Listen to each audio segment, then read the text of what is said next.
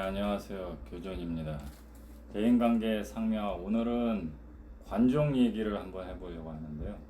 예, 관종 들으시면 어떠신가? 이미지적으로 조금 좀 안 좋은 이미지. 예, 그래서 일단 뭐 보통 우스갯소리로 그런 얘기하죠. 관종 테스트 여러분들 혹시 아세요? 관종 테스트 되게 간단한데 이제 뭐 심리학적으로 정확한 얘기는 아니고 그냥 웃자고 하는 얘기예요. 보통 이제 요즘도 다 카톡도 쓰다 보니까 카톡에 보면 이제 그 프로필에 사진들이 있잖아요. 예, 사진들이 보통 사람들은 뭐 한 장, 두 장, 뭐 이 정도인 게 보통이에요. 네, 이제 보통.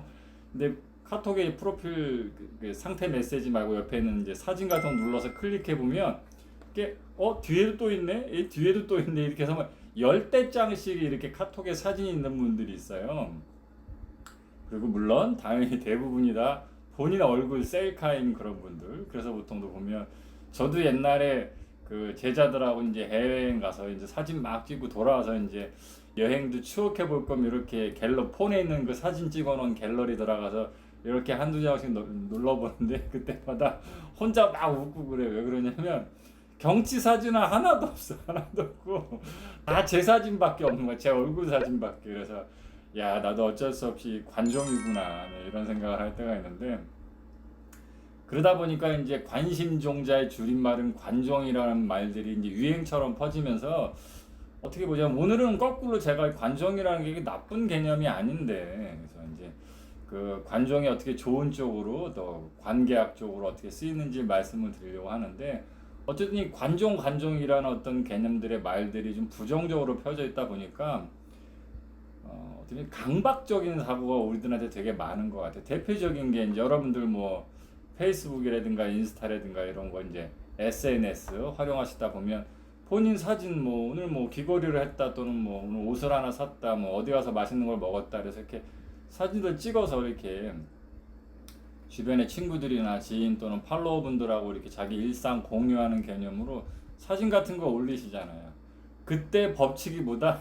일단 어쨌든 자랑을 하고 싶은데 나 이거 오늘 옷 샀다, 귀걸이 샀다, 어디 뭐 좋은 데 갔다 자랑을 하고 싶은데 이게 자랑까진 괜찮은데 관종이 되는 건 용서가 안 된다는 어떤 강박이 있어서 일부러 오게티를 이렇게 하나 넣죠. 그래서 뭐 되게 근사한 곳에 가서 한 끼 식사 꽤 가격이 나가는 근사한 곳, 야경이 되게 멋지고 이런 곳에 가서 이렇게 음식을 이렇게 먹고 화장도 이쁘게 한 거 딱 찰칵 찍어 올리면서 그대로 올리면 왠지 좀 그래. 왠지 뭔가 좀 관종이 된 거 같고. 그래서 어떻게 합니까? 이제 살짝 밑에 살짝 구두 벗어갖고 이렇게 약간 아줌마 모드로 이렇게 발가락 스타킹 이렇게 내밀고 꼼지락꼼지락 거리고 이렇게 하나 찍어 올렸고 요거는 어쩜 너무 덥고 발이 피곤해서 그만 이건 어쩔 수가 없었으면서 뭐 살짝 자기의 오게티 같은 걸 같이 올려야만 왠지 내가 이제 자랑은 했지만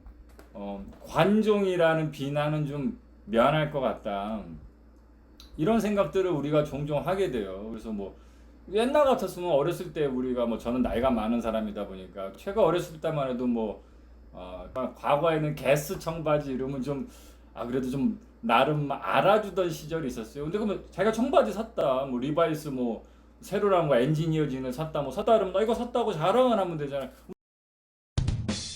운동화 샀다, 뭐 머리 했다 얘기를 하면 되잖아요. 근데 왠지 그건 좀 아닌 것 같아갖고 이렇게 얼쩡얼쩡 거리죠. 괜히 그 허리도 숙였다가 뭐 이렇게 발도 좀 털었다가 해서 나 좀 봐달라, 뭐 좀 산 거 같지 않냐 이런 식으로 이렇게 꼭 숨은 그림은 찾기 해야 되는 그런 경우가 많이 생기는 게 다 사실은 뭐다? 이 관심종자라는 것들이 어떻게 보면 되게 좀 안 좋은 뭐 자기애성 인격 장애 또는 극단적으로 사람한테 관심 받길 요구하고 또 뭐 좋아했다가 나빴다가 막 일명 성격 장애, 수많은 성격 장애 유형처럼 이상한 그 성격적으로 좀 파탄 난 사람일까봐 그런 식의 이미지를 가질까봐 다들 걱정하는데 사실은 그렇지가 않아서 오히려 자기 자랑을 안 하시는 분들도 유형적인 부분, 요즘에 유행하죠. 이 심리학 분야에서 스펙트럼적 개념에서, 그러니까 관종은 아닌데 전반적인 카테고리적 개념에선 관종하고 다룰 게 없다. 그런 식으로는 관종 스펙트럼의 개념이 있습니다. 이 스펙트럼적 개념에서 보자면 사실은 자기 자랑을 잘 안 하거나 예? 실수할까봐 좋은 식의 매너 하는 것도 사실은 어떻게 보면 관종이랑 카테고리에서 아주 다른 사람이 아니라는 걸 알 수 있게 돼요. 대표적인 게 뭐냐면 이 방송 들으신 분들 중에도 그런 유형의 성격을 가지고 계신 분들이 있는데 자기 자랑을 대놓고 하는 건 잘 안 하는 편이지만 내가 무언가를 했을 때 상대방한테 폐를 끼치거나 또는 내가 이렇게 어떤 행동을 하거나 뭔가를 보였을 때 상대방이 나를 보고 좀 안 좋게 생각하지 않을까 라는 개념들 때문에 자기 정보를 잘 이야기 안 하고 이렇게 웃고 아 그래 맞장구만 쳐주고 이렇게 좋게 좋게 웃고만 계시는 분들이 있어요. 어떻게 생각하면 되게 좋은 성격 같잖아요. 그런데 사실은 조금 전에 제가 말씀드렸던 하나의 키워드에 이분들이 가지고 있는 성격적 특징이 그 안에 들어 있습니다. 그게 뭐냐면 자기 정보입니다. 자기 정보. 그래서 이 관종이라는 거, 내가 잘하고 자랑하고 싶고 칭찬받고 싶고 사랑받고 싶고 이런 나만의 최종적인 욕망, 그러니까 내 뜻대로 좀 해줘. 내가 원하는 대로 해줘. 보통 답정너라고 하죠. 답은 정해져 있으니까 내가 얘기하는 거, 내가 질문을 얘기하면 그대로 내가 원하는 대로 답을 해줘. 이런 개념의 것들은 관종이라 해서 지적을 받을 만하지만 조금 전에 제가 설명드린 대로 자기 정보라는 개념, 즉 내가 타인한테 내 이야기를 하는 목적이 타인이 나한테 다가섬에 있어서 뭔가 거리가 있어야 얘기할 거 아니겠어요? 예를 들어서 제가 이제 그 상미학 팟캐 구독자 여러분들하고 이런 술자리라든가 식사 함께 하는 자리 이렇게 모임을 한번 가졌다고 쳐보자고요. 여러분들은 저에 관련해서 얘기하는 것도 들으셨고 방송 간간히 조금씩 올려드렸던 제 모습을 통해서 제 개인적인 사생활이라든가 어쨌든 저란 사람에 대한 자기 정보를 알고 계실 테지만 저는 그 방송을 통해서 시청자 또는 구독자분들로 만나게 된 분들이 어떤 분이 잘 모르잖아요.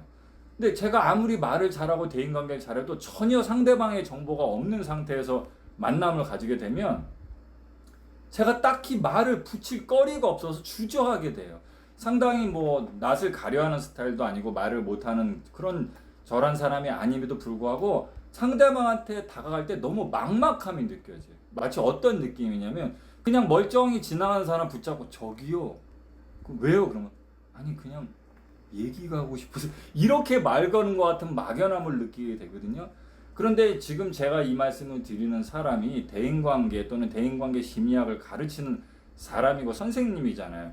이렇게 화술적으로 또는 관계적으로 성격적으로 꽤나 높은 능력을 갖고 있는 사람도 타인한테 다가설 때 이렇게 힘든데 일반 분들은 어떻겠어요?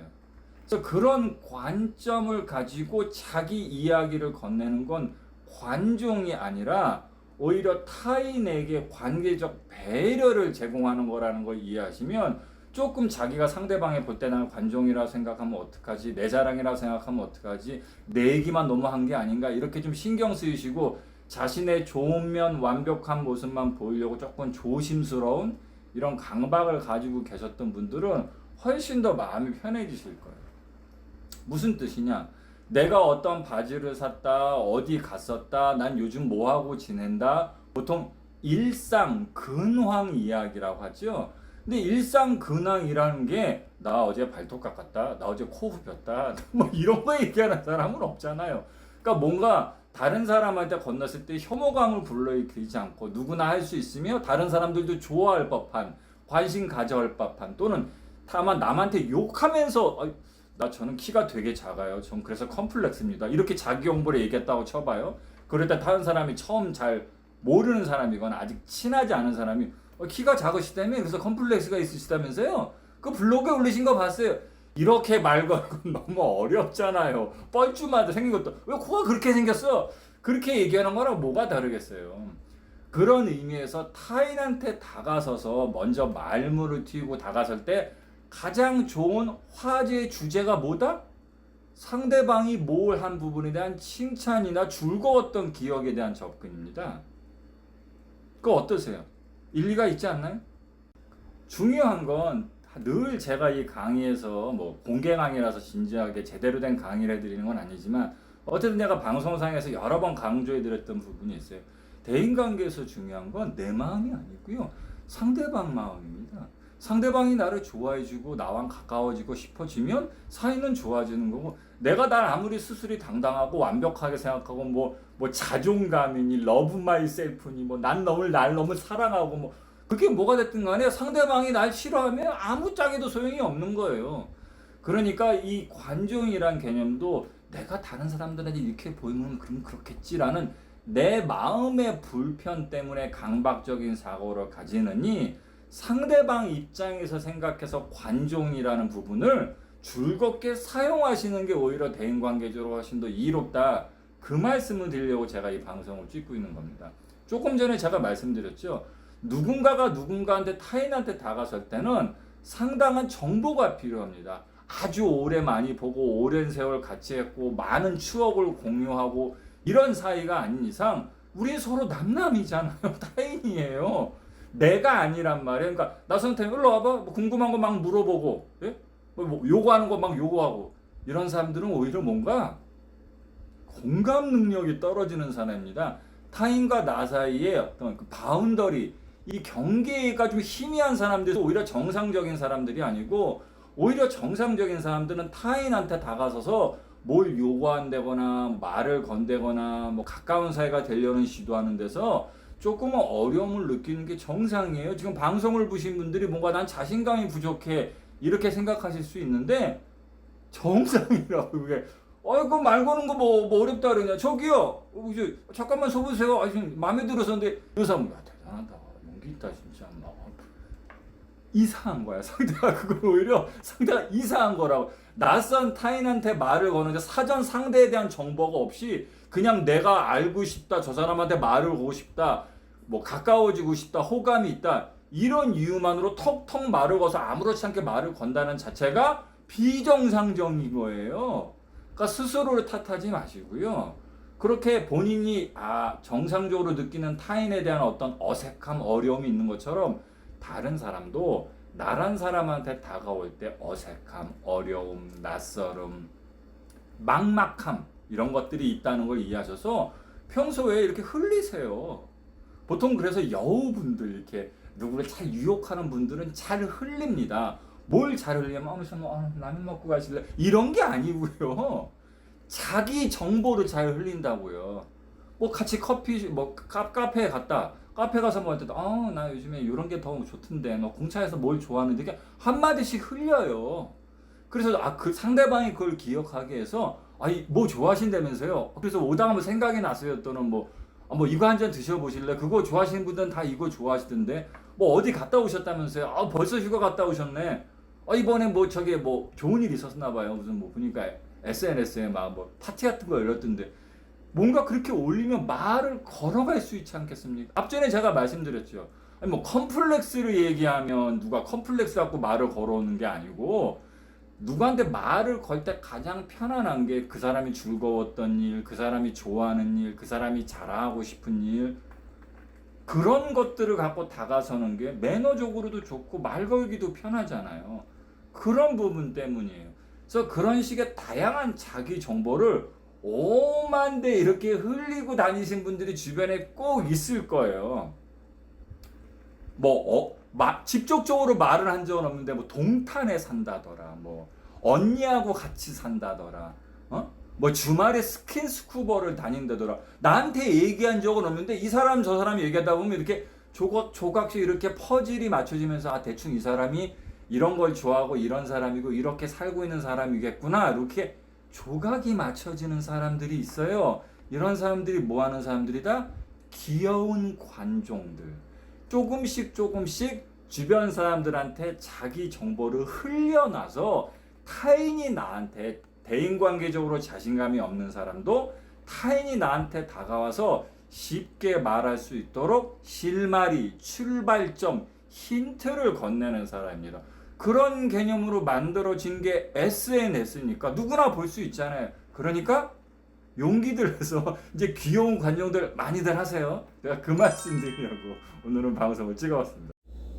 요즘에 두문불출하면서 이제 바깥 접촉을 안 해서 제가 원래 사생활 공개를 잘 안 하는데 제자들도 궁금해하실 거고 그래서 요즘에 제가 어떻게 지내는지 개인 이야기 요즘에 운동 이제 시작한 지 한 보름 정도 됐는데 이제 나이도 들고 해서 내년쯤에 이제 프로필 사진 바디 프로필 사진 좀 찍어볼까 해서 요즘에 운동 중입니다. 근데 이제 역시 한국인은 장비빨 요즘 제가 웃음을 좀 많이 잃어버려서 좀 기운도 좀 낼게 운동 시작했는데 그래서 일단 먹는 거부터 신경을 쓰고 있습니다. 저는 제가 먹고 있는 거 이렇게 한번 보려나 어떻습니까?